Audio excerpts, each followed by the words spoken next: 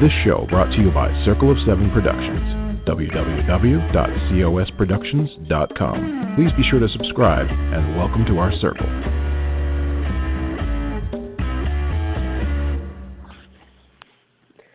Well, hello, everybody. This is Readers Entertainment Radio. I am Patricia W. Fisher here, hoping you've had plenty of good reads this last week, and I've got some more for you.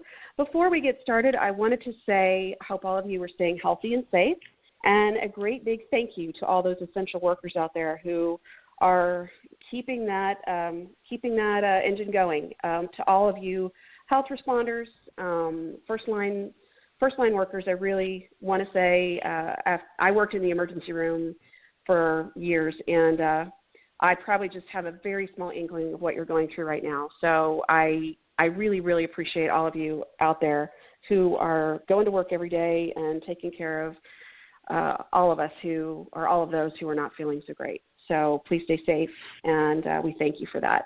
And to keep us a little bit entertained and having some new reads here on your shelf, whether it's an e-reader or print, I have a new author for you to hear about.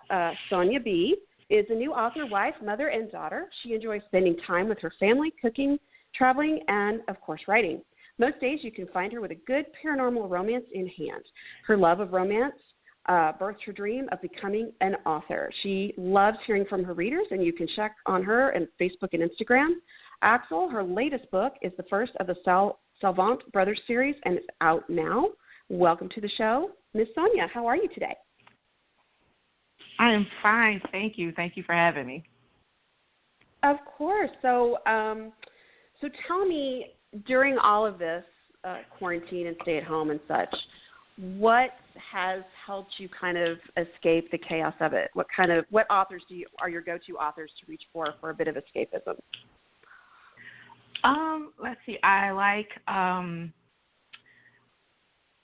Edwina Fort. She has some amazing books that are out. Rihanna Mallory, Elle Lauren, Kata Kendricks, Olivia Gaines. I mean, it's a bunch of them. It's a bunch of them that I like to read. Plenty. Yeah, that shelf is stocked, and it's nice to have those go-to authors that you know are going to always give you that amazing story. Right. Were they part of the reason that you aspired to be a writer? Well, before I started writing, I would read. I mean, I was an avid reader. I don't read as much as I used to because I'm spending time between working and writing, so I don't really read as much. But when I did read, I mean, I always kind of wanted to play with writing, you know what I'm saying? But I kind of just kept pushing it off, because when you're reading all these phenomenal authors, and you like compare yourself to them, like, well, will my writing be as good as theirs and stuff like that? So self-doubt will come in. And so I had started writing from the Sultry Ink series, book 1, and I got about a chapter in, almost a chapter in, and that chapter sat for about almost 4 years. And I would just go back and kind of look at it and kind of add a little bit to it and stuff like that. And so last year, around end of April, May or whatever, I pulled it out and I was looking at it and I was like, you know what? I was like, I'm going to finish this book. I'm like, so I'm going to do it and I'm going to put it out there. And if it does, good, fine. If it doesn't, that's fine too. At least I can say that I did it. And so when I wrote that book, I never thought that it would be 7 books later. It was just supposed to be just that one book, and it ended up, it just grew. So it turned into a 7-book series, and it's just, the Sultry Ink series.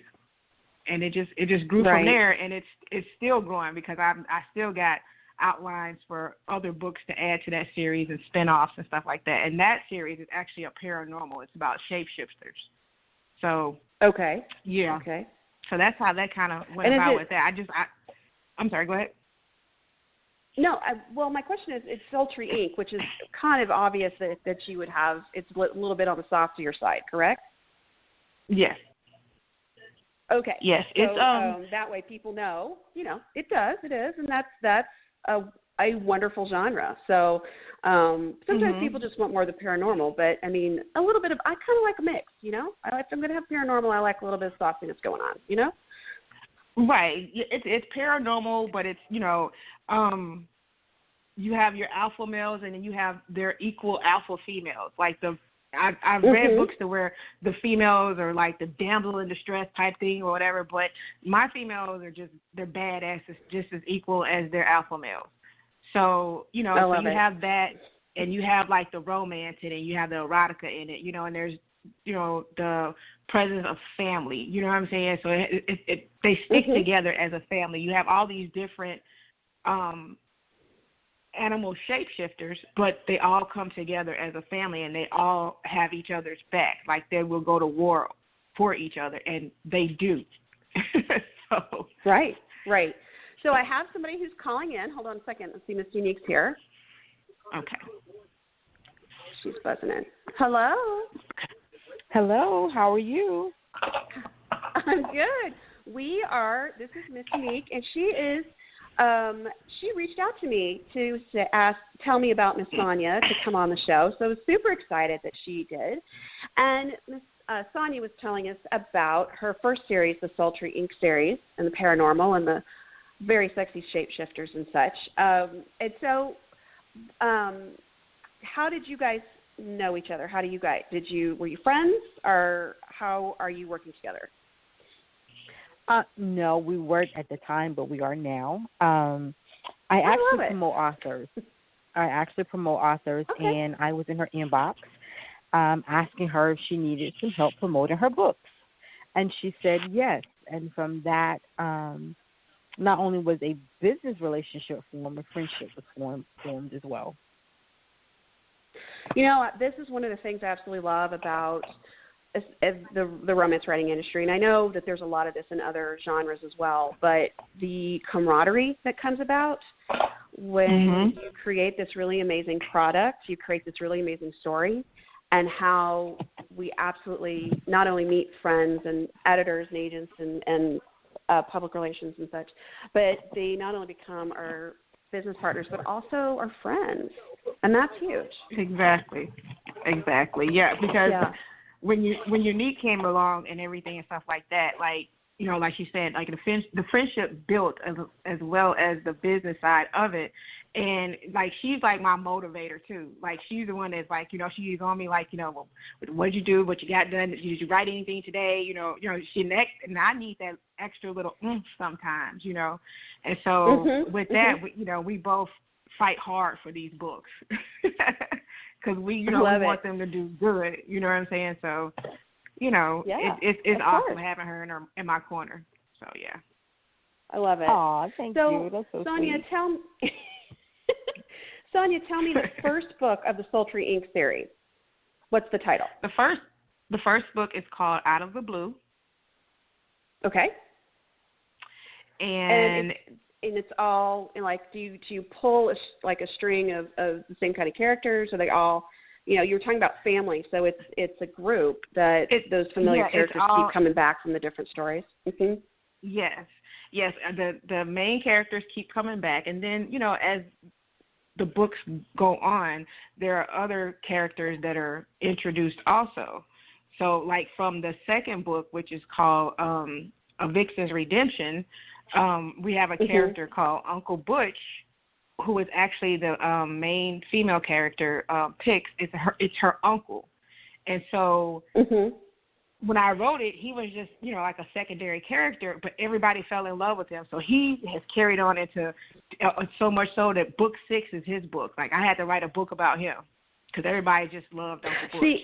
So that's what's so fun about this, because I've talked to so many authors that have books, and they, you have your blueprint of, okay, I'm going to write about these 3 people, right? And then these are the main books. And then someone comes up to you and says, well, what about so-and-so? And you look at them like, I don't know.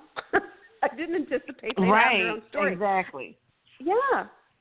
So much fun. And that's what happened with Uncle Butch. Like he was just a secondary character, and just everybody just loved him because he was just so real and honest, and he loves their kids. He calls their kids his own kids. And so I would tell people the funny thing about, well, it's not funny, but like the thing about Uncle Butch was I actually based him off my father who passed away 3 years ago. So, and all his mannerisms and the way that he, does this stare or whatever, my father used to do the same thing, and he was just really blunt, and he didn't, sugarcoat anything or whatever. So, and that kind of makes me feel good that everybody fell in love with him, because it's like, y'all fell in love with my dad too. So. Right. And that's really cool. How long did it take you? You said you finished that first book. It was the Sultry Ink book, right? And that was about a year ago. So you've had 7 books since then, and then you've got a new series going. Right. Sultry Ink was released on July 31st. And, Out of the Blue was released on July 31st. And then the last book, which was book 7, was actually released in February. February? Okay. It was February, right, Unique? Yeah. Yes, February. So, so almost each month after Out of the Blue dropped, I had a book dropping each month after that. November was the only month that I didn't have a book drop in November, but pretty much every month there was a book drop. So after the last book, which of Sultry Ink, which was oh my goodness, I can't think of my book's name. Rain Over. It's called Rain Over Me. Sorry. It's called Rain Over Me. That one, dropped in February. So then last month, somebody, I'm not going to mention any names, but somebody, challenged me to stretch my pen to write outside of the paranormal genre. And so I did, and that's how the Savant Brothers came along. Axel, which is book 1, which came out last month on the 21st. Right. And that book made me very nervous. I was scared, and because, I was so used to writing the paranormal books. And so when this book was released, it just skyrocketed. I mean, I went on to Amazon just to see what the figures look like or whatever. Never would I have thought that I would look on there, and I got the #1 bestseller in Italian literature. And it's still doing phenomenal. Wow. Yeah, the book that I was scared to put out.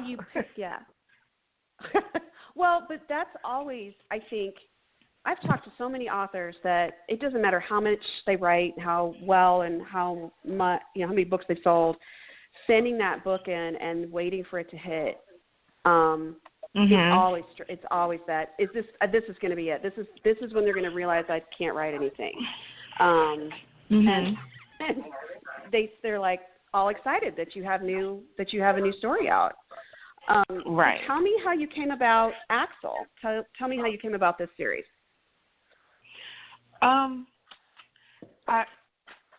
There's a friend.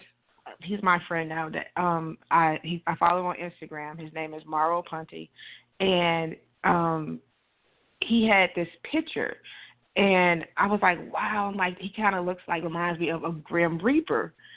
So I was just like kind of looking at that picture, and I was just like, So I didn't want to do necessarily like a paranormal Grim Reaper type, but I started thinking about it and everything and stuff. So I just started kind of like, writing down ideas, and me and Unique would kind of get together and be like, what do you think about this? What do you think about that? Kind of outlining and stuff like that. And so when it was all said and done, it turned into this hitman romance, kind of like a second chance romance book. So it's kind of like a mafia book also. It's a mafia book also. But the story just of what Axel had to go through and endure, it's not that he set out to be a hitman. It was like he was made to be a hitman. So, and he went through a lot of hard times, him and his brothers, and his mother and, the love of his life. It's some people, I have people say that it's dark. It's a dark romance. I don't necessarily think that it's dark. I just think that, he went through a lot of stuff, that, you know, you would kind of right. think like, you know, wow, you know, and he still, you know, has his sanity almost or whatever, but, you know, his moniker, you know, when he get ready to take, you know, a hit out, he tells them before he destroys them, you know, may your soul rest in peace. And people know, all they know, they don't know who he is, but all they know is this name of this person that calls himself the Snatcher of Souls. Okay. Oh. Yeah. So do you, how many books have you plotted out for this series so far? Right now it's just 3. But okay. It can grow. It can grow. I just finished book 2, which is Felix, which is the second brother, Felix Savant. I just finished his book. It's in editing now, so hopefully we'll have that out in the next couple of weeks. So, and then there's the younger brother whose name is Adam, which his book I'm be working on here pretty soon. Well, we've already started it, but just to get back into it. So, and then there's other characters that are introduced where it can, you know, grow from there too, kind of like how Sultry Inc. went. So, you know, but right now it's just, I'm thinking just the 3 books, but you never know. It can go off. I doubt if it only stays at 3 books. Well, I doubt that too, but I'm saying 3 now. No, it would definitely be more than 3 books. I can see the Savant brothers probably being more books than Sultry Inc. because number 1 banner, people are craving for book 2, and I can just see more and more because I don't think they're just going to let her stop at the 3 brothers. She's going to have to do books, or she could remain with the 3 brothers, but just giving them different stories for each one. You know, something new happens with Axel, or something new happened with Adams or Felix, or just introducing the secondary characters, because this book is doing more than she thought it would do. It's really good. It is really a good book. Cool. Yeah. So tell me, you know, you've got this 7 books, and now you've got another series that you're doing. A lot of people who write series struggle with keeping all the characters straight. I remember years ago I got to go to a talk with Beverly Jenkins and Brenda Jackson, who talked about them, you know, because they've each written these massive series. And, you know, Beverly, they both have historicals and then descendants and all this other stuff. And so it's like, how do you keep it all straight? And it was a fascinating talk about, you know, everyone has their own technique, because readers will remember what someone's, you know, what character's eye color was in book 2. If it's different in book 7, you know, they're going to let you know. Do you have a system? Do you write it down? I mean, do you have an Excel? What do you do? Actually, I keep it. She keeps it, and also I keep it because I'm like, we got to keep these names straight, because I am one of those readers. Before I started to promote authors, I'm one of those readers. If I read your book and then 2 books later we're talking about the same characters but they have different names, and I'm like, okay, she should have had a notepad in front of her, or she should have had some stickies when she started writing again, because it takes away from the book. To me, you know, as a reader, it takes away from the book, because I'm like, you can't even keep up with your own characters, really? So it takes away from the book. And so when Sonja and I took our relationship a step further than just being a promoter, but also being her agent and being her proofreader, you know, reading over the chapters to make sure they flow, I keep a list of names to make sure that we don't, because I know as a reader, I don't like that. So I'm thinking, if I like that, I'm sure there's other readers out there that feel the same way. So between the 2 of us, between the 2 of us, we will keep the name straight. We have to. Like, if her name was Kira in book 1, her name is going to be Kira in book 7. Right. And also, like, each book that I write, that I start, I have to buy a brand new spiral notebook. So and I write my notes down in that, you know, I'll write in it some, you know, and I'll have like each page of, you know, the characters' descriptions, you know, like I said, and the outlines and how I want it to flow and stuff like that. So each one of my books, I might not never finish the notebook, but I still have, Mm-hmm. I can always go back to that notebook and pull it for reference and stuff like that. So I have like all these unused, well, not unused, but halfway used notebooks for each of my books. Mm-hmm. So that Mm-hmm. helps a lot too. Yeah. She's going to need a storage area. Sure. She's going to need a storage area. Her husband's going to put her out because she would not write two stories in the same. She would not write two stories in the same tablet. It has to be a fresh notebook with nothing but that particular book. And you have all these pages left, but she won't use them for another story. So I'm like, her husband is going to either get her storage area. He's going to tell her books need to find an apartment or something. Hey, I'm good with a she shed. Yeah, you're kidding, right? Cheryl got a she shed. Right. Yeah, she's going to need one because she hasn't even, I mean, readers have not even imagined yet the top of the pinnacle for her because she is hungry for her stories and getting them out. So readers have a lot to look forward to coming from her, and I just know that those notebooks are going to start to pile, and he's going to be like, okay, yeah, she needs a she shed. She's going to get something. Exactly. So do you do vision boards? Do you save pictures? I mean, what do you do to inspire yourself with these different characters? Because I know, you can generally say, okay, this is the idea I have, and maybe they look like this person or that person, but sometimes you need those visual cues. Yeah, no, I do. I will go and I will, first I'll write down the description of how I want the character to look. And then I will hunt for the closest picture I can find of how that character looks. And I will keep that. Okay. And so when I'm writing about that character, I can just, kind of look at that visual, and kind of use it as a guideline to kind of, describe them and, and say, if they have tattoos or how I want their body to look, stuff like Sure. that. Because my readers, they want character visuals all the time. And I'm like, so, yeah, I got to have something because I'm like, it's going to be close to what I'm describing. So, yeah, I do find pictures that are as close to the character's appearance as possible. And it makes it easier that way, Sure. Have you ever had, like, you've pulled a picture, like you're thinking about, maybe haven't posted it, and then a reader has actually sent you that same picture? Or like that same actor or the same model? No, but it's funny because I haven't had a reader do that, but one of my fellow author friends, we was talking about the character Uncle Butch, and I had this one guy that I used for my character visualization, and it's so funny that she used the same guy for her character, and we didn't even know that we were thinking about the same guy. You know what I mean? It just happened that way or whatever. But no, I never had a reader, say, well, I've had them say this reminds me of this guy, but not one that I've actually picked. We never picked the same one. Right. Have you ever had someone send you somebody and you go, oh, wow, I would never have picked that person, but I can see why they did? Yes.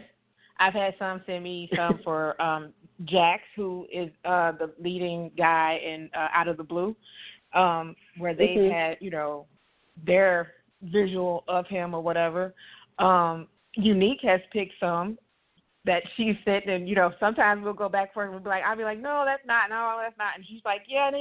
So, we'll go back and forth on character vid. I'm like, no. And she'd be like, yeah, that's him. And I'm like, okay. But, But it sounds like you're always writing. Are you always mentally writing a scene? Are you always mentally writing something new? Yes. Yeah. Yeah. Like right now, I'm forcing myself not to write. I'm going over as book 2 is in editing. I'm going over it again. So when they send it to me for final edits, if I have any changes, that's already done. But at the same time, it's really hard not to write. When I have a book drop, most people, writers, they'll take a week or 2 off just to woosah. I've tried and I can't. Unique will tell you I can't. I'll tell her, I'm like, I think I'm going to take this weekend off, or I think I'm going to take, this week off for a couple of days, and she'll be like, yeah, okay. Because she knows it's not going to happen. It's not, because I feel I'm so used to doing it now that it's just second nature. Like I feel like I'm missing something if I'm not doing it. So I'll keep that notebook close, or I'll keep that laptop close, and I'll just kind of jot some stuff down. But jotting it down means I'm going to be writing. So I think that's why it's been a book almost every month that's been dropping. Right. Do you have a schedule? Do you write on a schedule? No, I just write. I write at work. Okay, so I work in. I heard you say you work in the ER. I work in the ER also, except I'm the administrative assistant. So I'm in my own office. So now with everything going on with COVID-19 and everything, where our census and numbers are so low, so I have all this time where I can just when I'm not helping them with patients, I can write. And when I come home, excuse me, I grab something to eat, make sure my house is, in order, and I'm writing. I'm constantly writing. It's not a schedule. But I think it used to be that it was work and then writing. Now writing is probably 80%, 85%, and work is the rest. Yeah. Yeah. And it's a lot of authors have just basically grabbed time where they can to get those books done. I think they said John Grisham used to get up at early. A lot of authors would get up, spend that early morning time. Some people write at lunch. I'm trying to remember which author it was that wrote on, they take paper bags for their lunch and would write on the paper bags. Of course, I'm thinking, well, if you're going to do this, maybe you should get a legal pad or something to, take with you like you got your notebooks. And I'm laughing because I have a whole shelf of like you have notebooks. It's like, okay, this one is for this. I got to draw on the front and make sure, it's just for this. Because if you use the same one for a bunch of different stories, you're like, well, where is it? Where did I put that note? And where did I? Exactly. It's too hard. That's why I buy a whole new one. You got to have separate. Clean them out right after the back to school special. the 25 cent notebooks, just clean them up. So what has been the most fun about having your books published? I mean, I know there's a lot of things, but what has been the thing that you've just has kind of blown you away about it all? I think it really is becoming friends and talking to some of the authors that I've, read their books, authors that have, given me words of encouragement, who have now, turned into like author friends, and it's just like, oh my God, this is amazing. I mean, I'm talking to, Rihanna Mallory, or I'm talking to, Casey Martin, and, and I have their books, and it's like, I never would have thought that I'd be, author friends with these women. And so, before this whole COVID-19 thing or whatever, we were having the IRA in Daytona, which is the Interracial Romance Authors Expo in Daytona, and it was supposed to happen next weekend. And so I was asked to be a featured author. And I was floored by that. I mean, I was like almost in tears because I'm like, oh my God, I'm gonna be sitting on the panel with all these phenomenal authors that I've like read their books, and I've just, and to be asked to be a featured author was just amazing. It was just, and then now, with all this going on, it had to get canceled. So, but it's fine.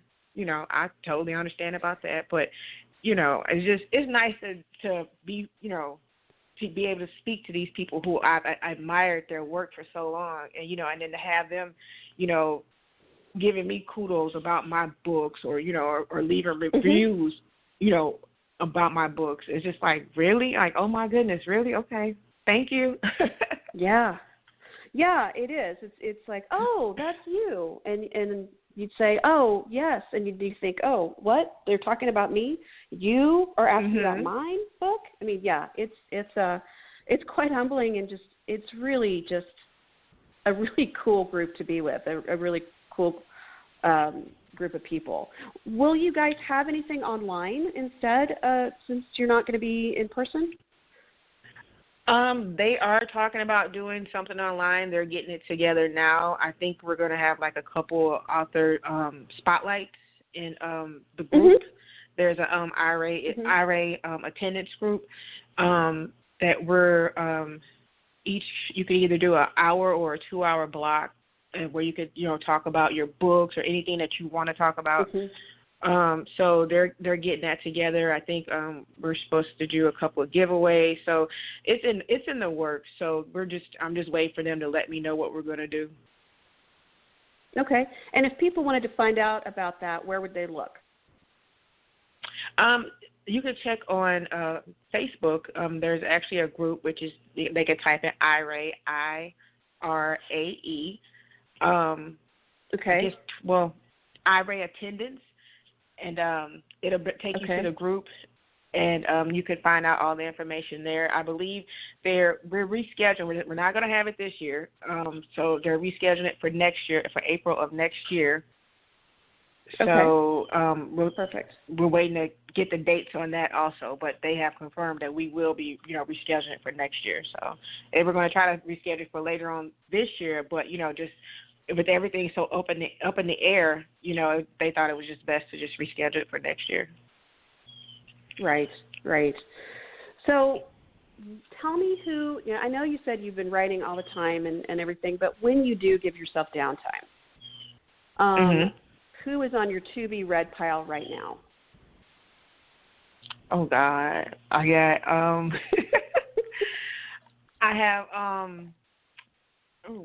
I have Edwina Fort's book. Is it Redemption Part 2? No, Hidda's Tea Maker Part 2. I have that one. I have Alicia McCoy's Perfect Waters. Who else? I have Growl's Keep, I think, by V.V. I got so many of them. I'm telling you, I need to stop writing to take time to read, because some of these books I've had downloaded for a while, and I just haven't had the time to read them. So right. If I could just leave the pad and the pen and the laptop alone, I might be able to read one of them. But you can't, can you? You just can't put it down. I can't, because it just. I know. When the spirit moves you, you know what they say. You just got to do it. That's right. You got to do it. You got it. Absolutely. So, growing up, did you always want to be an author, or was it something that came gradually as you went through school? It just came gradually. When I was in school, I loved English and I loved history and stuff like that. I hated math. But anything about books I did like, but I never thought to be an author. I wanted to be either a business owner or a nurse, and it just happened. I kind of thought about it I could write a book. When you read the books, you're like, I could write a book, or whatever. But, sure.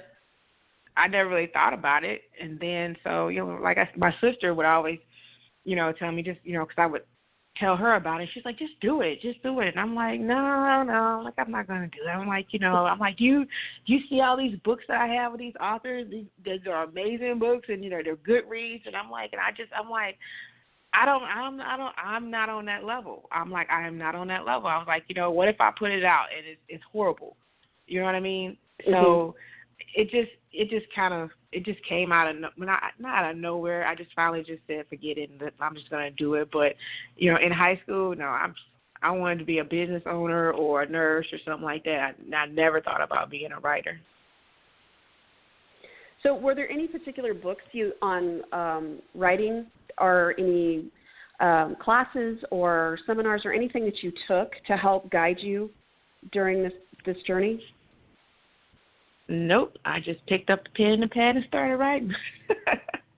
Started writing. Okay. No classes, no seminars. Mm-mm. What advice do you have for people who, there's a lot of people at home right now and saying, I've always wanted to have time to do whatever. And you see all the memes going out about, Remember the time you said we should have had time to like clean out your closet, and yeah, your closet's still not clean, so the problem wasn't you, or the problem wasn't time. But you know, a lot of people are at home now, and even if it's just to write down their thoughts and journal, I mean, what is your advice for them right now? I tell them just do it. You know, I wish that I would have years ago when I first started writing Out of the Blue that I would have went ahead and done it then.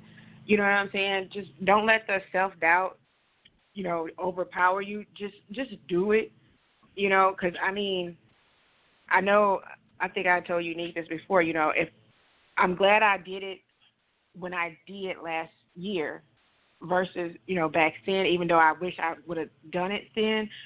But, you know, God put stuff in your path when he's ready for you to do it. You know, and so I felt that, you know, having to deal with the loss of my father, you know, and stuff like that and other family issues, you know, and that kind of was a way for me to escape all that and everything. So it was just time for me to do it last year to get started on this career. But I tell anybody, if you want to do it, if you feel like you can do it, you know, just do it. That way you can say that you did it. And you never know that book that you might write that might be, you know, a bestseller. You know what I mean? So, you know, you can just say that you did it. I mean, just write it. And a lot of times, even if you don't even have it published, if you just keep it to yourself, you know what I'm saying? Just tell your story. Tell your story. There's a lot of stories that people say, you know, well, this is the same, this is the same. It could sound the same. It could be close. It could be whatever, but it's your story. Right. Well, and we all know every story's been told. I mean, every story's been told. It's how you tell the story. I had a lovely author on last week, and she and I were talking about how you can give everyone the same prompt. You know, boy meets girl, or, you know, it's a ghost story or whatever, and everyone would come up with something different. They were all sitting in the same room. And so I know that that's a big thing that I hear a lot is, well, everyone's heard this story. It's like, yeah, but no one's heard you tell this story. Right. Exactly. What kind of things did you do to keep yourself motivated? Because I know you had the fire to write. But, you know, self-doubt will creep in from time to time. What was that motivator for you? Unique words. Unique. Unique, and, you know, and my readers. It was just, you know, just to do that one book. And then, you know, I have a group on Amazon, which is the Sonja B's Sultry Inc. Readers Group. And to have people requesting to join the group, and then, you know, people just talking about the books and people wanting to know when's the next book going to come out and everything and stuff. And so that kind of keeps you motivated too, you know, to know that there are people out there that's actually reading your books, and, you know, they're you know, and I talk to all my readers. If they reach out to me, I talk to them. You know, I'm very approachable. You know, if they have questions about the books, I'll answer the questions and stuff like that. I mean, some of them I've actually become friends with. So, you know, that keeps you motivated and stuff, you know, and my family, my husband and my sons, they're really supportive, you know. So, you know, it just, I like doing it now. I mean, I'm not going to say like I love doing it. My goal is to one day to not have to punch somebody else's clock, and just where I could just write full time. Sure. Because I got so many, I have so many stories in my head, and they're busting to get out. So yeah, that's a lot of notebooks. It's a lot of notebooks. It's a lot. So I wanted to ask you real quick, with Axel and your Savant Brothers series, is there paranormal aspects in it, or is it just no, like a thriller romance? No, this is no paranormal. It's a thriller. It's pretty much like a thriller romance. When we first started promoting it and everything, and I had the synopsis up there, and if you read the synopsis, and if you read my prior books with the Sultry Inc. series, you would kind of think that it was a paranormal. So we had to put a disclaimer at the bottom that said this is not a paranormal. And so it was amazing to see when readers were leaving their reviews. They were saying like, "Oh my God, I'm so used to her paranormal books, and then she comes with this one, which is total opposite." And it just blew them out the water. You know what I mean? So it's, so I had to tell people like, no, it's not a paranormal. It's a thriller romance, or it's a hitman romance. So sure, yeah, sure. Yeah, and reviews are interesting. I remember when my first book came out, and I was like so excited about reviews, and everything was great until that first bad review comes in, and now I don't read any of them because it's just like I used to be just devastated for like a week, and now it's like, oh, whatever, I just get over it, and it doesn't mean it doesn't bother me in a sense, but it's like, man, I got other things to think about. Now my mom, she's like, did you see? And I'm like, no, I did not, Mom. Yeah. Oh yeah, I've come a long way. That is for you. The reviews from first, watching the reviews and stuff like that. I had to take a break from looking at the reviews, and so I turned it over to Unique, and I was like, you look at the reviews. But since Axel's book came out, and we got the banner, I kind of skim over them, but I just really like opening up Amazon and just looking at that banner. So, but I'll look for sure. I'll look and see where our numbers are as far as how many ratings we got or whatever. But I try not to focus on the reviews. They don't bother me like they used to. When you first started, and like you say, you get that first bad review, it's like a crush to your heart. And it's like, but wait a minute, everybody else said it was good. Why did you say what did you not read? But like I said, it doesn't bother me anymore. I just take it like a grain of salt. I'm just like, whatever. Okay. Right, because every book that's out there has got bad reviews. I mean, every book. So I think as authors, we want to tell the story, and we want everyone else to love it as much as we do. Well, that's just not going to happen. So that was one of the big things is don't read the reviews. Just don't. It's one thing if they're like, well, there's misspellings, or they keep misspelling this word, or I'm not sure. If it's a consistent thing that's being said, it's like, oh, well, maybe I should look at that, or maybe the formatting got wonky, and moving it over. But just the general. There was too much sex in this book. I had a friend of mine actually use that as one of her selling points. So she got a 1-star review, and she said, "Don't buy this book. There's too much sex in it." And she used it. She sold like a ton more books. I'm sure. Because that's what people can say whatever, but they're going to read that. And like I the book, if I read a book, it has to have that in there. If I come across a book and it says a clean romance, I'm going to go right past it. Yeah, it doesn't necessarily have to be. It has to overpower the. Right, it's not doesn't have to overpower the book, but you know what I mean. But I want it in there. So that was a good marketing strategy on her. Yeah. Yeah, it's very funny. Well, thank you so much for being here today, Miss Sonja. I really appreciate talking to you. And Miss Unique, thank you for reaching out. Thanks for me. Absolutely. And so, everybody, if you want to find Miss Sonja's books, she is on Facebook and Instagram. You can also find her on Amazon, and her books are in Amazon KU and or Kindle Unlimited. And we will have all the links to find her in the write-up of the show. So thank you again, ladies, for being here. Thank you. Thank you for having us. Yeah, absolutely. And this is Patricia W. Fisher with Readers Entertainment Radio. Everyone, please stay safe out there. Find a good book and give yourself a little bit of a break every day. And we'll see you guys next week. Happy reading. This show brought to you by Circle of Seven Productions. www.cosproductions.com. Please be sure to subscribe, and welcome to our circle.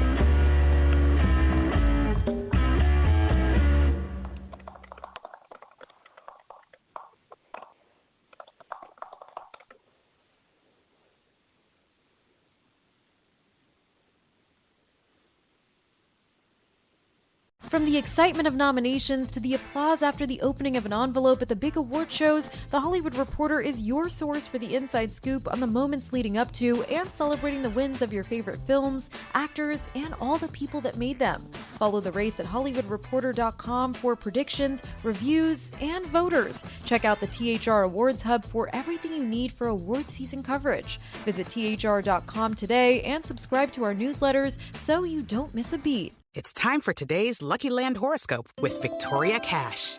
Life's gotten mundane, so shake up the daily routine and be adventurous with a trip to Lucky Land. You know what they say, your chance to win starts with a spin. So go to LuckyLandSlots.com to play over 100 social casino-style games for free for your chance to redeem some serious prizes. Get lucky today at LuckyLandSlots.com. No purchase necessary. VGW Group. Void where prohibited by law. 18+. Terms and conditions apply.